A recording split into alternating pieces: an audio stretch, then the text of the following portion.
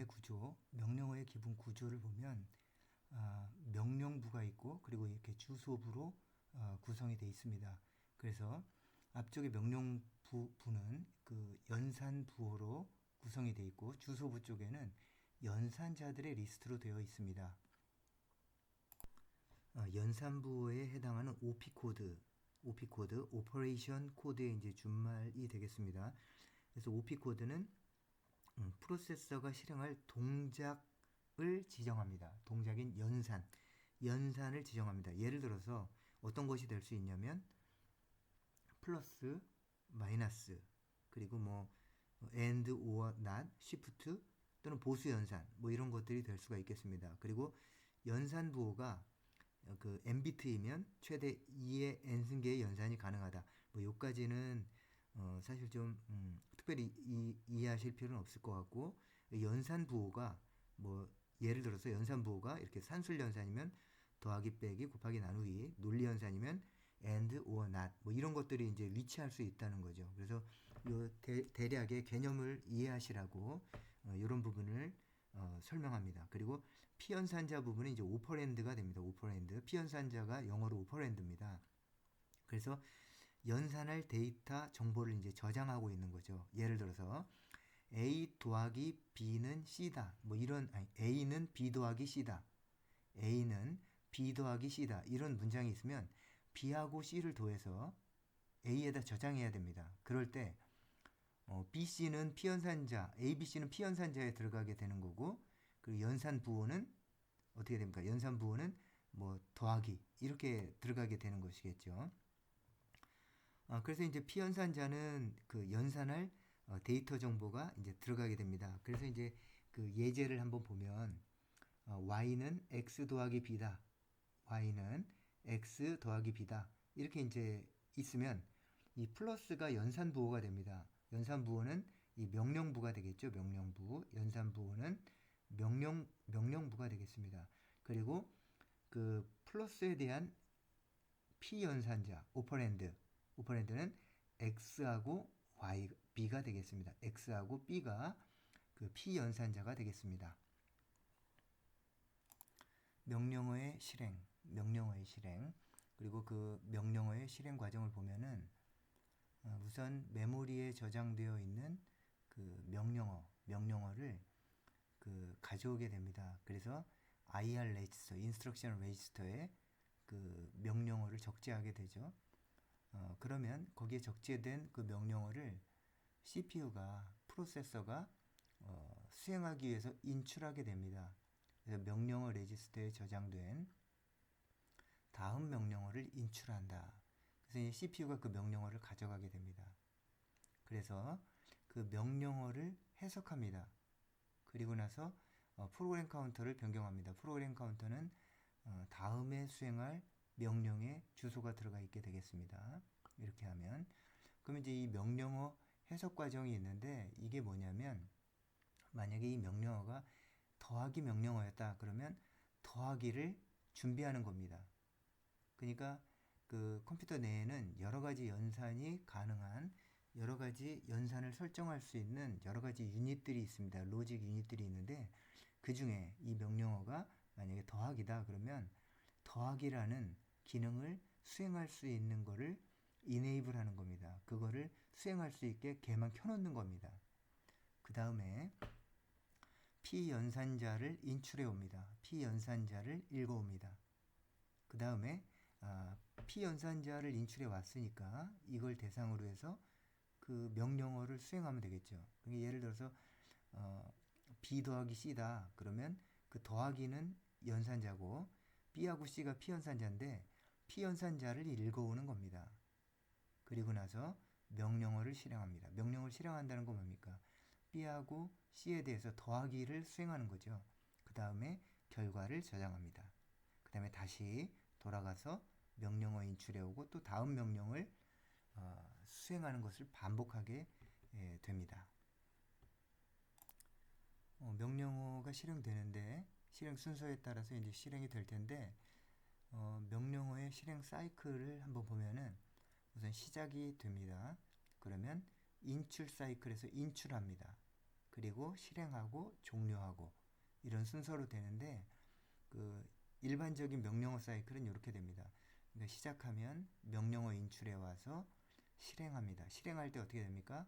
오퍼랜드에 대해서 명령어를 실행하는 게 되겠죠. 그리고 종료합니다.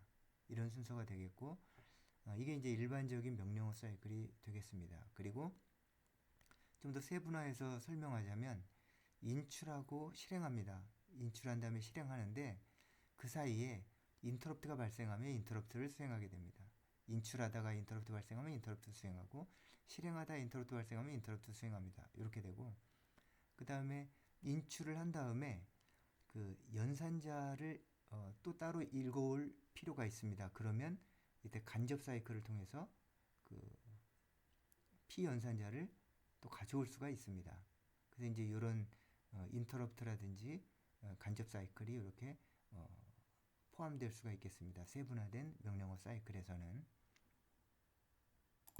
명령어의 실행에서 그 명령어가 실행되는 사이클들이 있습니다. 그래서 그 사이클을 보면은 첫 번째 인출 사이클, 패치 사이클이라고도 합니다. 이 패치는 명령어를 읽어 드린다는 뜻입니다. 인출 사이클, 패치 사이클, 메모리에서 명령어를 읽어서 명령어 레지스터에 저장을 하고 다음 명령어를 실행하려고 프로그램 카운터를 증가시킨다. 이게 무슨 이야기냐면 우선 CPU가 명령을 수행하기 위해서는 그 메모리로부터 명령어를 읽어와야 됩니다. 그래서 그 명령어를 읽어오면 저장하는 곳이 명령어 레지스터입니다. 앞쪽에서 설명했듯이 IR, Instruction Register, 인스트럭션 레지스터가 명령어 레지스터입니다. 그 명령어 레지스터 IR에 저장을 하고 그리고 그렇게 저장을 합니다. 인출 사이클 동안. 그리고 그 사이클 동안에 또 어떤 일이 일어나냐면 실제로 어떤 명령어를 읽어왔는데 지금 읽어와서 인스트럭션 레지스터에 저장을 했습니다. 명령어 레지스터에 저장을 했습니다. 그러면 다음 명령어를 읽을 수 있도록 포인터를 증가시켜 줍니다. 그래서 그 포인터, 그 주소, 다음 명령어가 있는 주소가 어디에 들어가 있게 되냐면 프로그램 카운터에 저장이 됩니다. 프로그램 카운터를 증가시킵니다. 그러면 그 다음 명령어의 주소가 되는 겁니다. 프로그램 카운터의 값을 증가시키는 겁니다. 프로그램 카운터는 레지스터 이름입니다. 거기에는 다음에 수행할 명령어의 주소가 들어가 있습니다. 예를 들어서 이 증가시킨다는 말이 무슨 얘기냐면 현재 명령어 주소가 A라고 합니다. A라는 주소가 있습니다. 그러면 그 다음 명령어는 어디에 저장이 되냐면 바로 그 다음 라인에 저장이 된다고 보는 겁니다. 그래서 현재 명령어의 크기가 4바이트다. 그러면 A라는 주소에다가 4를 더하면 그 다음 주소가 나옵니다. 그걸 의미해서 프로그램 카운터를 증가시킨다. 그 의미를 프로그램 카운터를 증가시킨다. 얼마만큼? 명령어 길이만큼. 그러면 다음 명령어의 위치가 되게 되겠습니다. 거기를 가리키고 있겠죠. 프로그램 카운터가. 그렇게 이해하시면 되겠습니다. 인출 사이클에 소요되는 시간을 명령어 인출 시간이라고 한다. 인출 사이클에 소요되는 시간을 그 인출 시간이라고 합니다. 그리고 다음으로 실행 사이클은 execution 사이클이라고 합니다. execution 사이클. 인출한 명령어를 해독했습니다. 인출 사이클에서. 그리고 그 결과에 따라서 제어 신호를 발생을 시켜서 명령어를 실제로 실행하게 됩니다.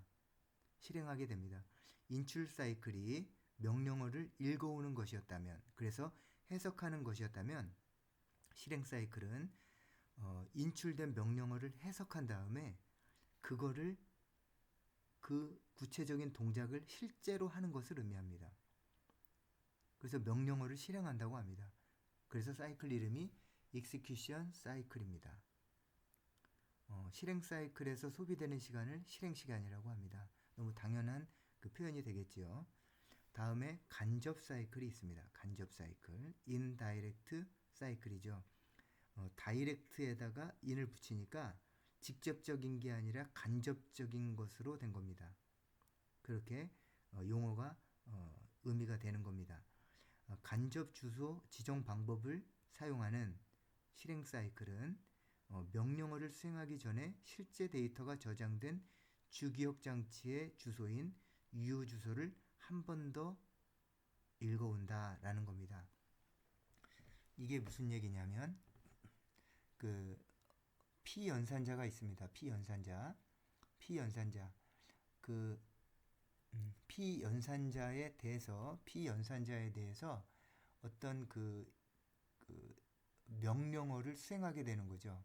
그런데 그 피연산자를 읽어오는 게 실제로 그 피연산자의 자리에 가면 값이 있어야 되는데 그 피연산자의 자리에 값이 있는 게 아니라 그 값이 저장된 곳에 주소를 가지고 있는 형태를 간접 주소 방식이라고 하고 그 간접 주소를 통해서 그 읽어오는 그 절차를 간접 사이클이라고 합니다. 그러니까 다시 말해서 간접 사이클은 연산자가 그 피연산자를 읽어와서 계산을 수행하려고 하는데 그 피연산자가 값이 아니라 그 값이 있는 곳에 주소를 가진 형태로 되어 있다면 한 번 더 읽어와야 되기 때문에 그것을 간접 사이클이라고 합니다.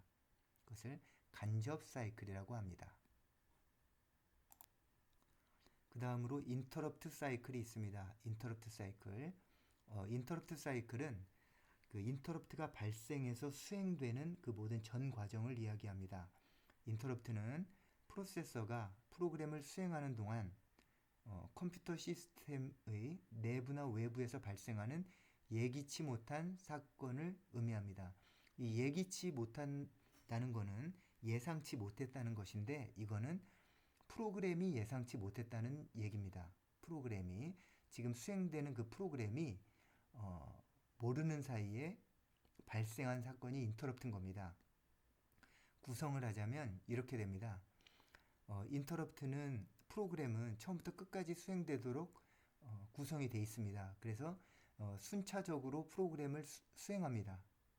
그런데 이럴 때 만약 그 프로그램을 수행하는 도중에 그 키보드가 눌렸다. 그럼 어떤 일이 일어나냐면 현재 수행되는 프로그램을 멈추고 키보드의 입력을 처리하는 것이 먼저 수행되고 그리고 그 수행이 끝나면 아까 멈췄던 프로그램을 다시 시작하게 됩니다. 그러니까 CPU가 하나의 명령만 수행한다는 가정하에 프로그램을 수행하는 도중에도 키보드가 눌리면 인터럽트가 발생해서 키보드 입력을 처리하고 다시 그 프로그램을 시작하는 겁니다. 그래서 프로그램은 처음부터 끝까지 수행이 될 텐데 중간에 키보드가 눌림으로 인해서 발생했던 예기치 못한 사건, 키보드를 입력하는 그 사건, 그것이 컴퓨터 내에서 처리되게 되는데 인터럽트 사이클입니다. 그러니까 예를 들어서 그 인터럽트에는 여러 가지 종류가 있습니다. 그 중에 대표적인 게 키보드 인터럽트가 있습니다. 그러니까 키보드가 눌리면 키보드 인터럽트가 발생하고 그 인터럽트를 처리해주는 전 과정을 인터럽트 사이클이라고 합니다. 프로그램은 수행되다가도 언제든지 인터럽트가 발생할 수가 있습니다. 그러면 수행을 멈추고 인터럽트가 수행된 다음에 다시 그 프로그램을 수행하게 됩니다. 그래서 그 중간에 발생했던 인터럽트를 처리하는 일련의 과정, 그게 인터럽트 사이클이 되겠습니다.